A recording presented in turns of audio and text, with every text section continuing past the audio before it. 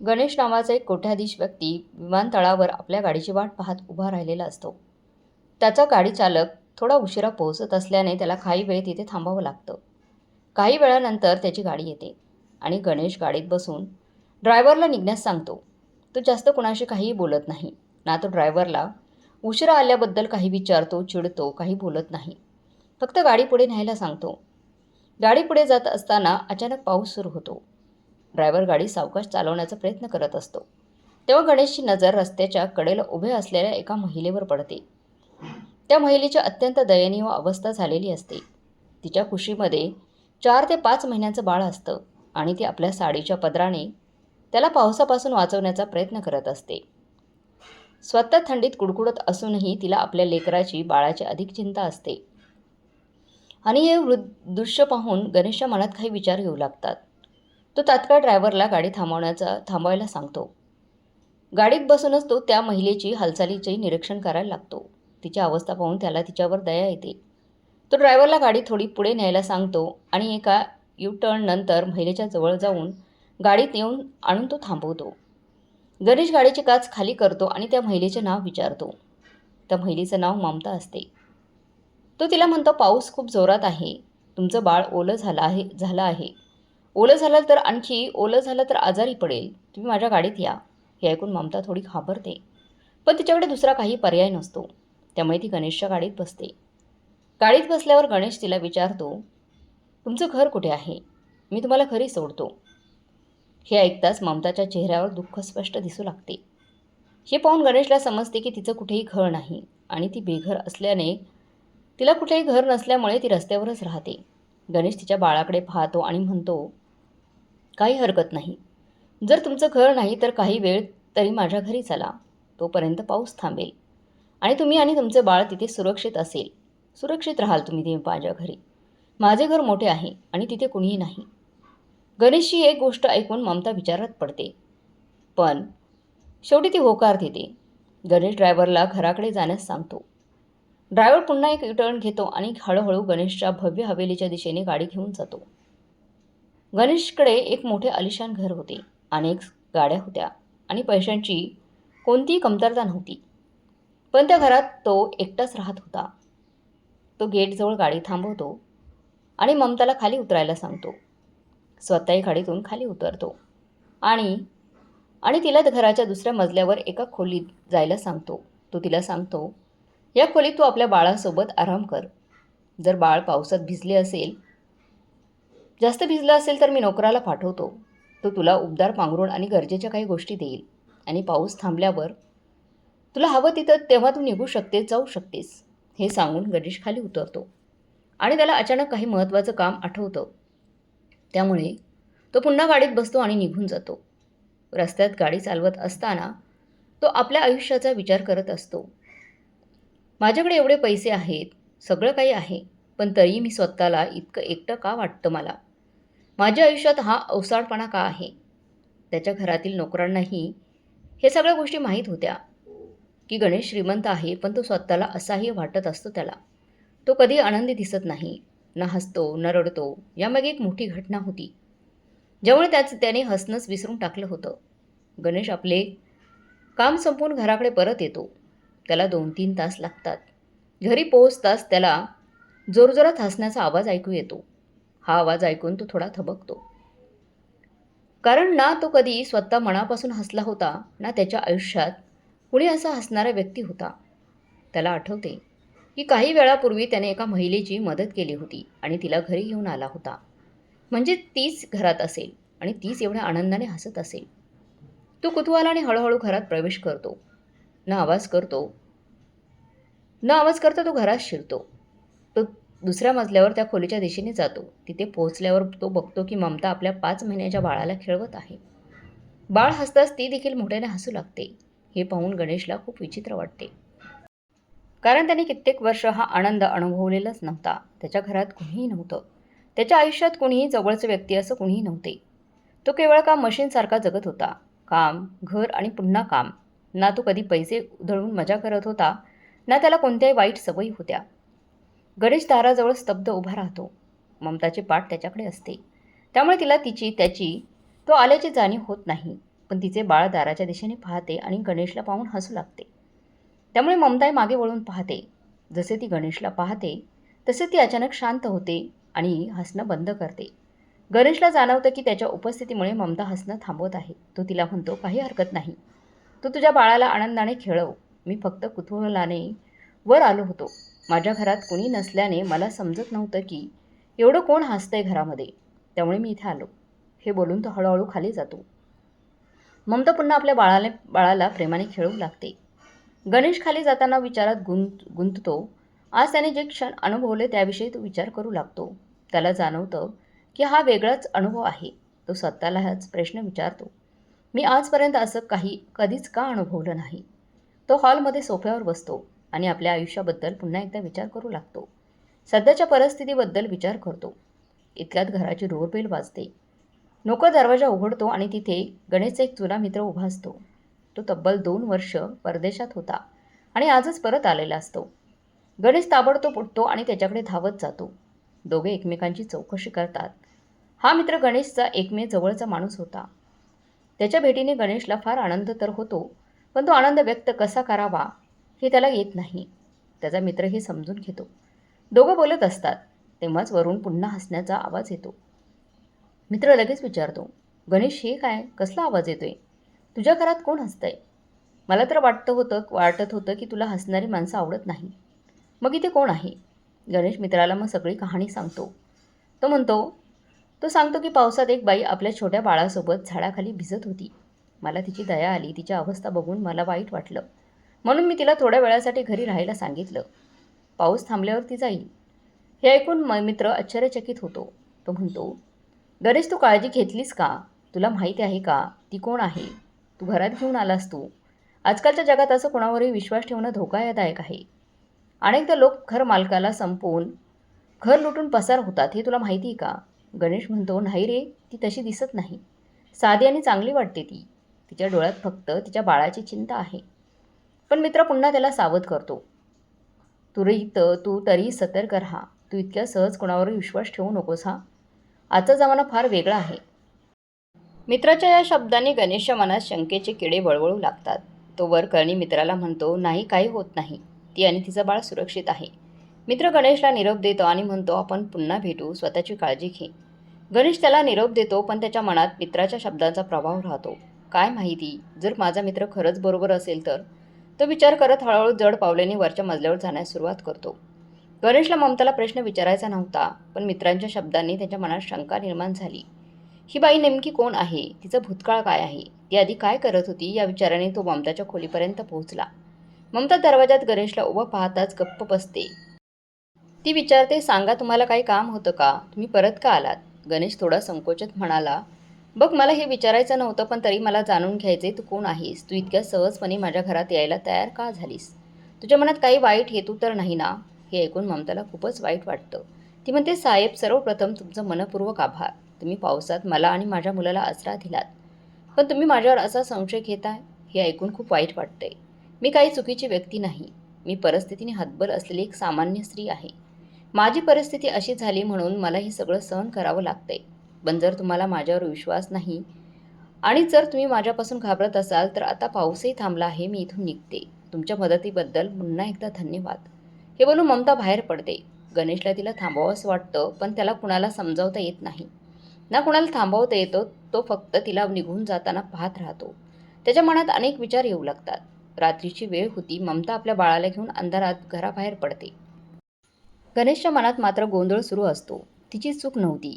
ती परिस्थितीने लाचार झाली होती. मी तिला वाईट समजून बाहेर जाऊ दिलं. मी चुकलो का? हा विचारचक्र त्याला झोप येऊ देत नाहीत. तो पूर्ण रात्र झोपत नाही. सकाळ होताच गणेश ठरवतो की त्याला ममताबद्दल अधिक जाणून घ्यायचे. ती कुठून आली? तिचा भूतकाळ काय आहे? रात्री ती कुठे गेली असेल? तो आपल्या खोलीतील ओळखीतील लोकांना फोन लावतो. गणेशच्या संपर्कात मोठे पोलीस अधिकारी, पत्रकार आणि प्रतिष्ठित लोक होते. त्यांच्या सोर्सेसच्या मदतीने तो ममताविषयी चौकशी करायला लागतो. 4-5 तास उलटतात. दुपारी 12 वाजता त्याला ममताविषयी संपूर्ण माहिती मिळते. तिला सध्या कुठे शोधता येईल? रात्री तिने कुठे आणि कशी रात्र घालवली? तिचा भूतकाळ काय होता? या सर्व गोष्टी आता गणेशच्या हळूहळू समोर यायला लागतात. स्पष्ट होतात. ममताच्या आयुष्यात खूप काही चुकीचं घडलेलं होतं, ज्यामुळे ती अशी वाऱ्यावर भटकत होती. गणेशचा एक मित्र पोलीस खात्यात होता. त्या मित्राने त्याला ममताची संपूर्ण माहिती मिळवली आणि गणेशला कळवली. गणेशच्या घरात CCTV कॅमेरे होते. त्या फुटेजमधून गणेशने ममताचे फोटो काढून आपल्या पोलीस मित्राला पाठवले. त्या आधारे चौकशी करण्यात आली होती आणि पोलिसांना ममताच्या भूतकाळाबद्दल सर्व काही समजलं होतं. त्यात असं होतं की ममता एका मोठ्या घराण्यातील होती. तिने प्रेमविवाह केला होता, पण तिच्या सासू-सासऱ्यांना हा विवाह मान्य नव्हता. तरीही मुलाच्या हट्टामुळे त्यांनी तिला घरात ठेवले. काही वर्षांनी ममताला मूल झालं. मात्र तिच्या मुलाला अवघे 3 महिने पूर्ण होताच अचानक एका अपघातात तिच्या नवऱ्याचा मृत्यू झाला. त्याच्या मृत्यूनंतर ममता पूर्णपणे एकटी पडली होती घरामध्ये. सासू-सासऱ्यांनी लहान मुलासह तिला घराबाहेर काढून दिलं. हताश होऊन ममता आपल्या माहेरी गेली होती. पण तिथेही माहेरी तिला तिची अवस्था वाईटच होती. तिचे आईवडीलही निधन पावले होते आणि तिच्या भावाने आणि भावाच्या पत्नीच्या सांगण्यावरून तिला घरात थारा दिला नाही. तिला घरातून हाकलून दिलं. "तू आधीच आमच्या प्रतिष्ठेला डाग लावला आहेस. आता जर तू इथे राहिलीस तर समाज आम्हाला नाव ठेवेल. तुझ्यासाठी इथे कोणत्याही प्रकारची जागा नाही," असं म्हणत भावानेही तिला घराबाहेर हाकलून दिलं. त्यानंतर ममता रस्त्यावर आली होती. ती कुठेही कामाला जात होती, पण तिच्या लहान मुलामुळेच कुठेच कामाला टिकून राहू शकत नव्हती. तिच्याकडे राहण्यासाठी घर नव्हतं आणि खाण्यासाठी पैसा देखील नव्हता. तशी ती एका रस्त्याच्या कडेला उभी होती आणि तेव्हाच अचानक पाऊस सुरू झाला होता आणि तिने एका झाडाखाली स्वतःला आणि मुलाला वाचवण्यासाठी प्रयत्न केला. पण तिथेही तिला पुरेशी सुरक्षितता मिळाली नाही आणि त्याच वेळी गणेशने तिला पाहिलं होतं आणि तिला आपल्या गाडीत घेऊन तो घरी घेऊन आला होता. जेव्हा गणेशला ही संपूर्ण माहिती कळाली, गोष्ट समजली, तेव्हा त्याला स्वतःवरच खूप राग यायला लागला. त्याने स्वतःलाच दोष द्यायला लागला होता. त्याला जाणवलं की त्याने ममतावर अन्याय केला आहे. तो ताबडतोब आपल्या पोलीस मित्राच्या मदतीने ममताला शोधायला निघाला. ममताला भेटताच त्याने तिची पहिल्यांदा माफी मागितली आणि म्हणाला, "ममता, मला माफ कर. मी खूप मोठी चूक केली आहे. खरं तर मी आजच्या काळामुळे आणि लोकांच्या बोलण्यामुळे आणि आजची जी परिस्थिती होती त्यामुळे मी भांबवलो होतो. माझ्या मित्राने जे काही सांगितलं त्याचा मी गैरसमज केला. पण आता मी तुझ्या संपूर्ण आयुष्याबद्दल जाणून घेतलं आहे. तू काळजी करू नकोस. तू आणि तुझं मूल माझ्या घरी निश्चिंत राहू शकता. इथे कोणताही कमीपणा तुला वाटू देणार नाही मी. पैशांचीही चिंता करण्याची गरज नाही. जेव्हा तुला स्वतःच्या पायावर उभं राहता येईल आणि तुला वाटेल की आता तुला तुझं वेगळं आयुष्य घडवायचं आहे, तेव्हाच तू इथून जाऊ शकतेस. तू माझ्या घरात बिनधास्तपणे राहू शकते." गणेशच्या या शब्दांनी ममताच्या डोळ्यात अश्रू आले. तिने मनोमन आभार मानले आणि तिच्या मनात पहिल्यांदाच एक प्रकारची सुरक्षिततेची भावना निर्माण झाली. ही गोष्ट ऐकून ममताही सहमती दर्शवते आणि तिथेच राहण्याचा निर्णय घेते. हळूहळू पुढे दिवस निघून जातात आणि गणेश व ममतामध्ये एक वेगळंच नातं निर्माण होतं. ममता गणेशची चांगली काळजी घ्यायला लागतो. ती विचार करते की जेव्हा मी या घरात राहत आहे तेव्हा काही ना काही योगदान द्यायलाच हवं. त्यामुळे ती गणेशसाठी रोज चांगले जेवण घरात बनवते. तिच्या हातच्या गरमागरम जेवणाने गणेशला घरपणाची, आपुलकीची जाणीव निर्माण होऊ लागते. तो हळूहळू तिच्याकडे आकर्षित होऊ लागतो. काही काळ असाच निघून जातो. एके दिवशी जेव्हा गणेश ऑफिसमधून घरी परत येतो तेव्हा ममता त्याची वाट पाहत उभी असते. दरवाजाजवळ उभी असते. तिच्या त्या उभं राहण्याला पाहून गणेश ठरवतो की आज त्याला आपल्या मनातलं ममताला सांगायचं आहे. तो थोडा थांबतो आणि मग धाडस एक करून म्हणतो, "ममता, तुझ्या या वागण्यामुळे मला तुझ्याबद्दल प्रेमाची भावना निर्माण झाली आहे. मी तुझ्यावर मनापासून प्रेम करायला लागलोय. कृपया या गोष्टीचा गैरसमज करून घेऊ नकोस. जर तुला हे नको असेल, तुला मान्य नसेल, तर मी कधीही तुला जबरदस्ती करणार नाही." गणेशच्या या कबुली जबाबाने ममता स्तब्ध होते. ती काही क्षण गप्प राहते. पण तिच्याही मनात गणेशबद्दल प्रेमाची भावना निर्माण झालेली होती. शेवटी ती लाजत हसते आणि म्हणते, "गणेश, मलाही तुझ्याबद्दल असंच वाटतं. अनेक दिवसांपासून तू मला खूपच चांगला वाटतोस." त्या क्षणी दोघांनीही एकमेकांबद्दलची प्रेमाची कबुली दिली. त्यानंतर गणेश तिला लग्नाचा प्रस्ताव देतो आणि म्हणतो, "ममता, मी तुझ्या मुलाला माझ्या स्वतःच्या मुलासारखं वाढवू इच्छितो. ज्या दिवसापासून तू आणि तुझं मूल माझ्या जीवनात आलात त्यानंतरचं माझं आयुष्य पूर्णपणे बदललेलं आहे. आधी मी एकटाच असायचो, पण आता मला नेहमी घर गाठायची ओढ लागलेली असते. ऑफिसमध्ये माझं मन लागत नाही. मला सतत वाटतं केव्हा घर गाठेन, केव्हा घरी येईन आणि या बाळासोबत खेळेन. गणेश आता पूर्णपणे ममतावर आणि तिच्या मुलावर प्रेम करायला लागला होता. तो त्या मुलाची खूपच खूपच जवळचा झाला होता. ममताच्या मुलालाही गणेश खूप आवडायचा आणि तोही त्याच्यासोबत खेळायचा. हे सगळं ऐकून ममता म्हणते, लग्न करण्यास मी तयार आहे, पण त्याआधी मला काही प्रश्नांची उत्तरं हवी आहेत. ममताला आश्चर्य वाटत होतं की गणेशची वय वाढलेलं असतानाही त्याने अजून लग्न का केलं नव्हतं. त्याचाही काही भूतकाळ होता का? त्याच्याकडे भरपूर पैसा होता, चांगलं घर होतं आणि तो व्यसनांपासूनही दूर होता. मग असा माणूस इतकी वर्ष एकटाच का होता, लग्न का केलं नाही? ती विचारते, गणेश तुला चांगला पैसा आहे, तुझ्याकडे चांगलं घर आहे आणि तुला कोणतंही वाईट व्यसन नाही. मग तू आत्तापर्यंत लग्न का केलं नाहीस? गणेश काही क्षण शांत राहतो. तो खोल विचारात पडतो. काही वेळानंतर जेव्हा ममता त्याला पुन्हा विचारते तेव्हा तो हळू आवाजात म्हणतो, ममता, माझ्या आयुष्यात एक असा काळ आला होता ज्याने मला लग्न करण्याची भीती बसली होती. हे ऐकताच ममता अधिक उत्सुकतेने त्याला विचारते, असं काय घडलं होतं की तुला लग्नाची भीती वाटू लागली होती आणि तू इतकी वर्ष एकटाच का राहिलास, लग्न का केलं नाहीस? गणेश ममताला त्याच्या आयुष्यातील सर्वात मोठ्या दुःखाबद्दल सांगू लागतो. तो म्हणतो, आजपासून साधारण 4 ते 5 वर्षापूर्वी माझ्या लग्नाची चर्चा घरात सुरू झाली होती. माझ्या आईवडिलांनी माझ्यासाठी एका मुलीचा शोध घेतला होता लग्नासाठी आणि ते तिच्या घरी बोलणी करण्यासाठी जात होते. पण दुर्दैवाने वाटेतच त्यांचा अपघात झाला आणि त्या दुर्घटनेत त्यांनी आपला प्राण गमावला. गणेशसाठी हा जबरदस्त धक्का होता. कारण त्याच्या आईवडिलांशिवाय त्याचं जगात कोणीही नव्हतं. तो एकटाच होता. आणि त्याला असं वाटू लागलं की माझ्या लग्नाच्या कारणामुळेच माझ्या आईवडिलांचा मृत्यू झाला आहे. या विचाराने तो आटून तुटून गेला होता. त्याला आता लग्नाची चीड यायला लागली होती आणि भीती वाटू लागली होती जर मी लग्न केलं तर पुन्हा काहीतरी वाईट घडू शकतं. म्हणूनच त्याने लग्न करायचं नाही असं ठरवलं होतं. जोपर्यंत कोणी त्याच्यासाठी स्थळ सांगत असे तो त्याला सरळ नकार देत असायचा. तो म्हणायचा, मी आयुष्यभर अविवाहितच राहीन. हे सांगताना गणेश ढसढसा रडू लागतो.